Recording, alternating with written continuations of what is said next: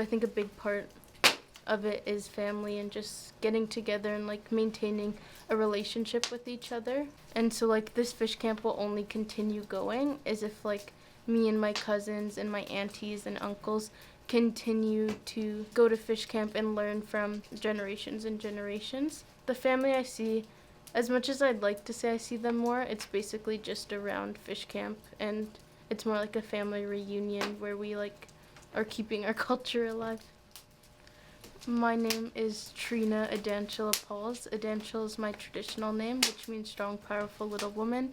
I come from the Tahltan and Tlingit Nations, and I'm a part of the Champagnat First Nations, and I'm local to the Yukon, but more specifically Whitehorse.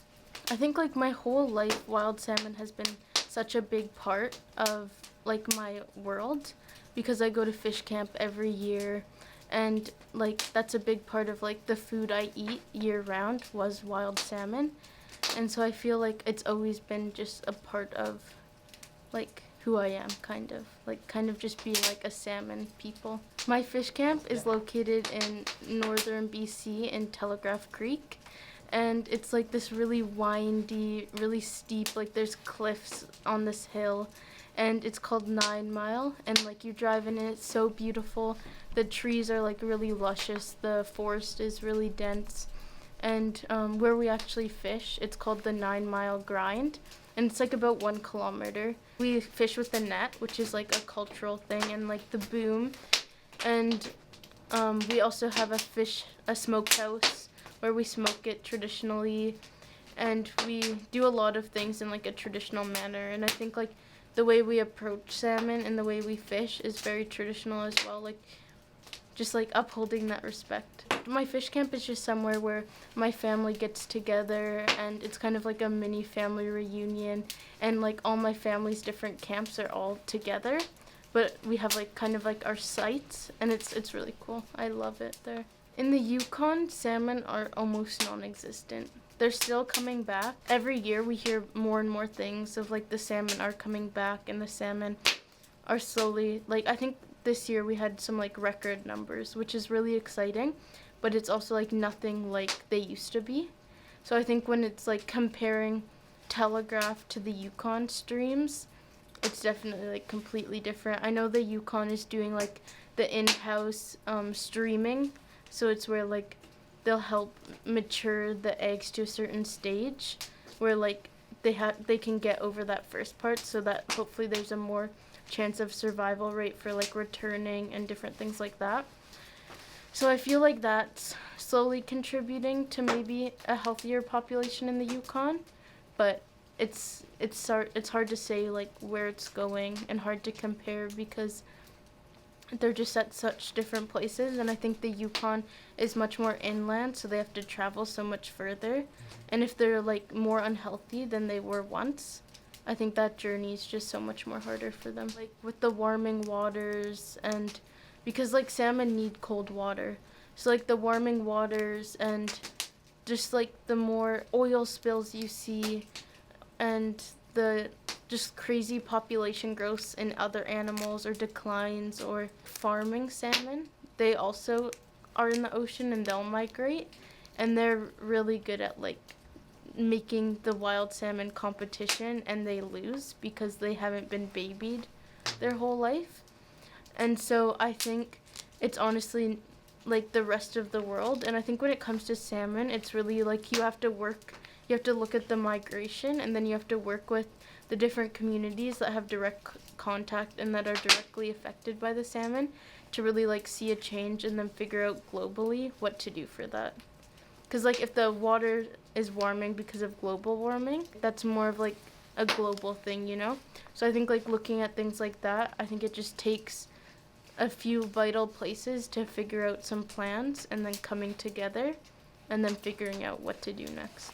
I wish people realized how vital they are to the food chain. I feel like we think of salmon as something that's like a delicacy or something that's really fancy or something that's, I think lots of people think it's very plentiful, when really like we're seeing all these declines when you look at the salmon population. And I think I wish people just understood the significance I think salmon makes in our life, and understood that it's not only salmon, but when something leaves a food chain that's really dependent on a lot of things, how like that can disturb a whole ecosystem, and how that can disturb so much different things around it, and just the interconnectedness. Like you and the salmon are part of something, and if the salmon were to disappear, we'd probably see really big changes in our ecosystems. When I see the salmon populations decreasing, or some populations doing worse than others, it makes me sad, because it kind of changes the vibe at fish camp. Like the fish that you originally targeted for aren't showing up anymore. And you're like, where are the fish? And then their runs will be so whack that when they do come, you're not there, or when they do come, you need to let them go. Like, there'll be times where we go to fish camp, and this is like a big part of like the nutrition and the food I eat around the year. And when you see those aspects where you're like, where are the salmon? It kind of makes it like, sometimes my First Nations will be like, oh, you can't fish right now. Just to like respect the salmon and let them try to get the best out of their return, right? So seeing that, like that used to never happen. Like you would never not be able to fish. So I think seeing that, like what will happen to fish camp, right? Like that's a question that I think my family brings up and talks about a lot. Is like, how else can we make this place so meaningful and so important, and how can we make sure that the salmon are healthy if sometimes we can't even fish? I think one of the biggest lessons I've learned is probably when it comes to respect. I think respect is probably my highest value that I hold, and the way I talk, I'm try to be really mindful, and like I can change that into fish camp of like how I was talking about my little cousins.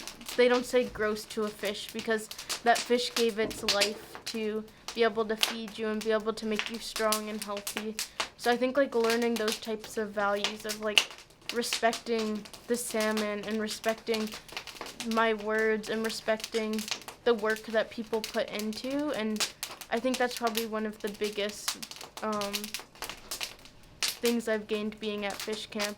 Like I don't know, I just love fish, Like they're just so beautiful. I don't know if that's why, just because I grew up with it, but I think like just having this conversation, even like seeing like the lens of like the beauty and the respect I hold for them, I think like when you bring that into art, it can like amplify that. So just be aware, be educated. We all have growing to do. We all are learning. Like it's completely fine whether you don't know anything or whether you feel like you know a lot. Like we're all on our own journey. Don't beat yourself up, and just continue to wanting to learn and grow and be respectful of the different perspectives and the way you go into those conversations. I also, my business, which is Adanchilla Designs, where I sell my salmon keychains, and I think I sometimes post some art where I have incorporated salmon in those, and you can find that on Instagram, and then on Facebook it's Adanchilla Pauls. And then my email is lowercase a adanchilla14@gmail.com.